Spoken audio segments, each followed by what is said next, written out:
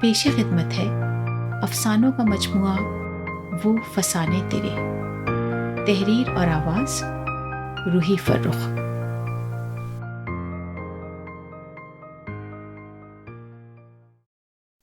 حجاب۔ آمنہ، تم یہ اسکارف تو اتار دو سر سے، تمہیں دیکھ دیکھ کر تو مجھے گرمی لگ رہی ہے۔ میں نے اس کو ٹھنڈے پانی کا گلاس دیتے ہوئے کہا تو جیسے وہ چونک گئی۔ ہاں واقعی، میں تو اتنی عادی ہو گئی ہوں اس کی، بھول ہی جاتی ہوں کہ کبھی کبھی اس کو اتارنا بھی ہوتا ہے۔ اس نے ایک ہاتھ سے سر پر بندھا اسکارف کھینچا اور دوسرے ہاتھ سے پانی کا گلاس کھٹاکھٹ چڑھا گئی۔ اوفو، کس قدر گرمی ہے آج، قسم سے پاکستان یاد آ گیا۔ اس نے اپنے جوتے اتار کر ایک طرف رکھتے ہوئے کہا۔ سچ بتاؤ عمرانہ، امریکہ آنے سے پہلے کبھی تم نے سوچا تھا کہ یہاں بھی اتنی گرمی ہوتی ہوگی؟ نہیں، بلکہ مجھے تو سخت سردی اور برف باری کا گمان رہتا تھا۔ میں نے ہنستے ہوئے کہا تو وہ بھی ہنس پڑی۔ ہم دونوں کی دوستی نئی نئی تھی۔ وہ کچھ مہینے پہلے ہی ہم سے اگلی بلڈنگ میں موو ہوئی تھی۔ اس کی شادی کو بھی 1-1.5 سال ہی ہوا تھا۔ وہ اور اس کا شوہر عارف دونوں ہی ملنسار طبیعت کے تھے۔ انہوں نے آتے ہی بہت تھوڑے عرصے میں آس پاس کے تقریباً تمام انڈین اور پاکستانی گھرانوں میں سلام دعا کر لی تھی۔ آمنہ نے بھی یہاں کی خواتین میں بڑی مقبولیت حاصل کر لی تھی، اور اس مقبولیت میں آمنہ کی اچھی اور سادہ طبیعت کے علاوہ ایک اور چیز کا بھی بہت دخل تھا، اور وہ چیز تھی اس کا اسکارف، جسے جب وہ بڑے سلیقے سے اپنے چہرے کے گرد لپیٹے سامنے آتی تو بڑی اچھی لگتی، بلکہ آس پاس کی خواتین میں تو وہ مشہور ہی اسکارف والی آمنہ کے نام سے تھی۔ ایک دن میں نے یہی نام شرارت سے اس کے سامنے دہرایا اور کہا، آمنہ، تمہارا اسکارف لوگوں کو بہت متاثر کرتا ہے۔ ویسے بات واقعی کمال کی ہے، آج کل کے زمانے میں اس طرح پردہ کرنا بڑی بات ہے۔ تو اس نے انکساری سے مسکراتے ہوئے کہا، میرا اس طرح حجاب لینا کوئی اتنی بڑی بات تو نہیں، لوگ اس کو اتنی اچھی طرح لیتے ہیں تو یہ ان کی بڑائی ہے، ورنہ میرے لیے تو یہ معمول کی بات بن گئی ہے، عادت سی ہو گئی ہے اس کی۔ کبھی کبھی تو گھر میں اکیلے ہوتے ہوئے بھی اس کو پہنے پہنے کام کیے جاتی ہوں۔ بس اپنے اپنے احساس کی بات ہے، میں کوئی بہت پہنچی ہوئی چیز تو ہوں نہیں، بس کوشش کرتی ہوں کہ حتی الامکان پردہ کر لوں، 5 وقت کی نماز پڑھ لوں اور کچھ تلاوت وغیرہ کر لوں، بس۔ اس کی یہی عادتیں مجھے بہت اچھی لگتی تھیں۔ انکساری عاجزی تو جیسے اس میں کوٹ کوٹ کر بھری تھی۔ مہمان نواز بھی بہت تھی۔ اس کے گھر کبھی کبھار جانا ہو جاتا تو کھلانے پلانے کے لیے جان کو آ جاتی۔ چائے چلے گی؟ ٹھنڈا پیو گی؟ یہ لاؤں، وہ کھاؤ گی؟ اپنا ایک کمرے کا اپارٹمنٹ اس نے خوب سلیقے سے سجا رکھا تھا۔ گھر کے سامنے چھوٹے سے پیٹیوں میں دنیا جہان کے رنگ برنگے پھولوں والے گملے رکھے ہوئے تھے، جن میں کھلنے والے پھولوں اور ان کے رنگوں کے بارے میں وہ بچوں جیسے اشتیاق سے فون کر کر کے مجھے آگاہ کرتی رہتی۔ اس کی کھنکتی ہوئی آواز فون پر اتنی اچھی لگتی کہ اس سے باتیں کرتے ہوئے میں اکثر گھر کے کام بھی بھول جاتی۔ ایک دوسرے سے مل کر ہم دونوں یوں بات بے بات قہقہے لگاتے جیسے لطیفے سنا رہے ہوں۔ مجھے اس کی اور اسے میری پسندیدہ ڈشز کا بھی خوب اچھی طرح علم ہو چکا تھا، اسی لیے جب میں نے اس دوپہر کھیر پکائی تو فوراً اس کا فون کھڑکایا۔ آمنہ، اس کی آواز سنتے ہی میں نے کہا، فوراً چلی آؤ۔ کیوں؟ خلاف توقع اس کی آواز میں وہ بات نہیں تھی جس کی میں عادی تھی۔ میں نے کھیر بنائی ہے، آ جاؤ، چائے کے ساتھ اڑائیں گے۔ اپنی دانست میں نے اسے ایسی خبر سنائی جس کو سن کر وہ اچھل ہی پڑے۔ عمرانہ، تم آ سکتی ہو میری طرف؟ دراصل آج میری کچھ طبیعت ٹھیک نہیں۔ کیوں؟ کیا ہوا؟ میں نے گھبرا کر پوچھا تو اس نے جلدی سے کہا، ارے کچھ نہیں ہوا، بس تم آ جاؤ نا۔ اچھا آتی ہوں، میں نے فون رکھ دیا۔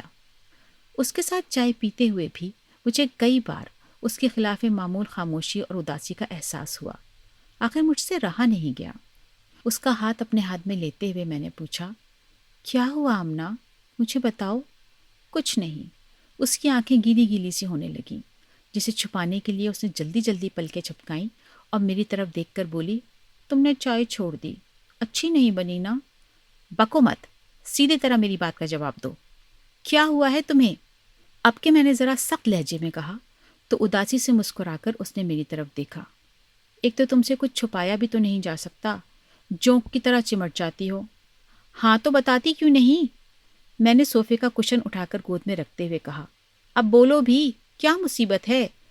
میرے اس طرح جھجلانے پر اس نے لب کھولے۔ بس یار، عارف آج کل بہت پریشان رہنے لگے ہیں، بات بے بات جھگڑنے لگتے ہیں۔ بات ہے بھی پریشانی کی، تمہیں تو معلوم ہے کہ وہ اسٹوڈنٹ ویزا پر امریکہ آئے تھے، وہ تو عرصہ ہوا ختم ہو گیا۔ مجھ سے منگنی کر کے آئے تھے، پھر یہیں سے ٹیلی فون پر نکاح کیا۔ میں کسی طرح یہاں آ نہیں پا رہی تھی، تو مجھے بھی انہوں نے اسٹوڈنٹ ویزا پر ہی یہاں بلایا تھا۔ اکثر ایسا ہی ہوتا ہے، آگے بولو۔ میں اصل بات جاننے کو بے چین تھی اور وہ پچھلی رام کہانی سنا رہی تھی۔ آگے کیا بولوں؟ تم نے بھی سن ہی رکھا ہوگا کہ 1-2 مہینوں میں یہاں کے قوانین ہر معاملے میں بہت سخت ہونے والے ہیں۔ جو لوگ غیر قانونی طور پر یہاں مقیم ہیں، ان کے بارے میں بھی بہت سخت ہو گئے ہیں یہ لوگ۔ بس ہم لوگ اسی لیے پریشان ہیں۔ عارف کی ساری چڑچڑاہٹ کی یہی وجہ ہے۔ میرا بھی ہر وقت دل ہولتا رہتا ہے کہ نہ جانے کیا بنے گا ہمارا۔ توبہ! میں نے سینے میں بند سانس باہر نکالی۔ یہ بات تھی؟ بھائی سب ٹھیک ہو جائے گا، پریشان ہونے سے کون سے معاملات سدھرے ہیں۔ خدا پر بھروسہ رکھو، انشاءاللہ کوئی نہ کوئی سبیل نکل ہی آئے گی۔ اس کو تسلی دلاسے دے کر اور دوبارہ کسی حد تک پہلی والی آمنہ بنا کر میں گھر لوٹی تو میرے ذہن میں بھی یہی سوال تھا کہ کیا ہوگا۔ معاملہ تو واقعی گمبھیر تھا، لیکن اس گمبھیر مسئلے پر زیادہ سوچنے کا مجھے وقت نہیں ملا۔ اپنے بیٹے کی اسکول کی چھٹیوں کا فائدہ اٹھاتے ہوئے میں کچھ دنوں کے لیے اپنی بہن کے گھر چلی گئی۔ وہاں وقت اتنا مصروف گزرا کہ ڈھیر سارے دن کہاں گئے پتہ ہی نہیں چلا۔ واپس آئی تو میاں نے حسب توقع سارا گھر الٹا رکھا تھا۔ ابھی اسے ٹھیک ٹھاک کرنے کے بعد ویکیوم ہی کر رہی تھی کہ وہ دروازے میں نمودار ہوئی۔ کہاں مر گئی تھیں؟ اس نے آتے ہی ویکیوم کے شور میں چلا کر شکوہ کیا۔ نہ کوئی فون، نہ کوئی اطلاع کہ بیگم صاحبہ ہیں کہاں؟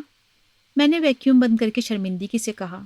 بس آمنہ، واقعی اتنی مصروفیت میں وقت گزرا کہ فون بھی نہیں کر سکی۔ خیر تم سناؤ، کیسی گزری؟ کیسی گزرنی تھی؟ تم اتنا پریشان چھوڑ کر گئی تھی، پھر بھی پوچھتی ہو؟ اس نے کھڑے کھڑے ہی کہا۔ اچھا تم بیٹھو تو میں چائے بناتی ہوں۔ اس کا موڈ کچھ خوشگوار کرنے کی خاطر میں نے جلدی سے کہا۔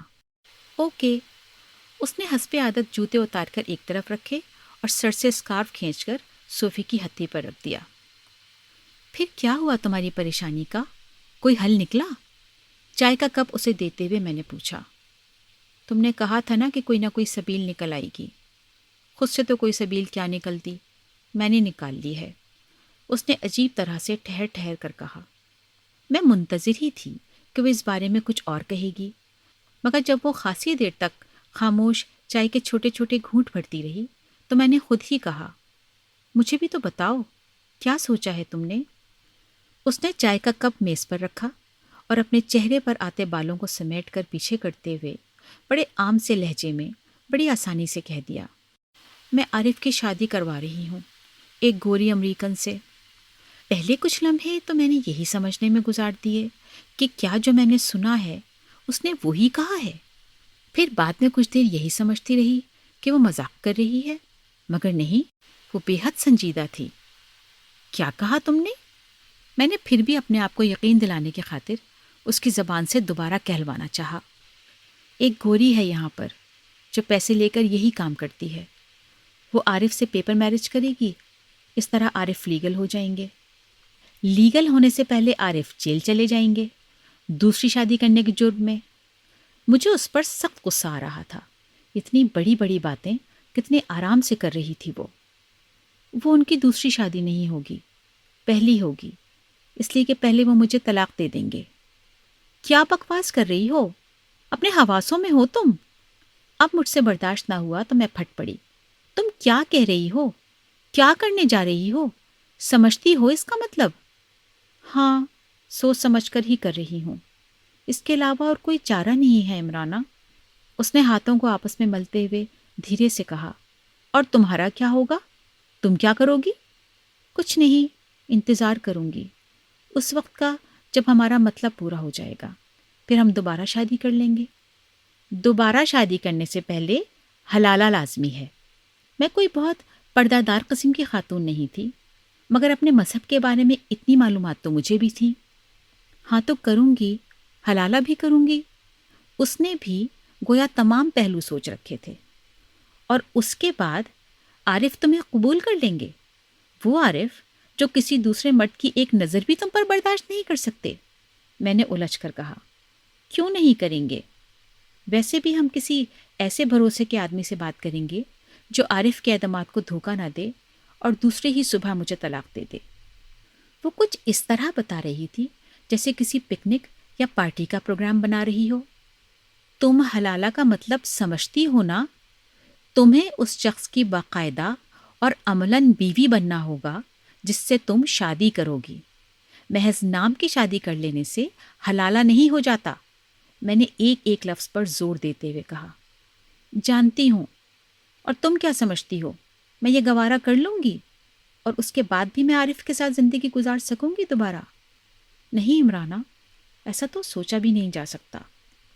ویسے بھی اتنی بہت ساری باتوں میں ہر بات تو ٹھیک ٹھیک اور صحیح صحیح نہیں ہو سکتی نا، کہیں نہ کہیں تو ڈنڈی مارنی ہی پڑتی ہے۔ یہ کہتے کہتے اچانک اس کی نظر سامنے گھڑی پر پڑی۔ ارے، عصر کا وقت نکل رہا ہے، میں یہی نماز پڑھ لیتی ہوں، ذرا وضو کر لوں، اس نے اطمینان سے کہا اور اٹھ کر باتھ روم میں گھس گئی۔ میں اپنی جگہ ساکت سی بیٹھی رہ گئی۔ ڈنڈی مارنی پڑتی ہے؟ اس کے جملے میرے ذہن میں گونج رہے تھے۔ خدایا، ہم کیا ہیں آخر؟ ہم نے اپنے مذہب کو کیسا مذاق بنا رکھا ہے۔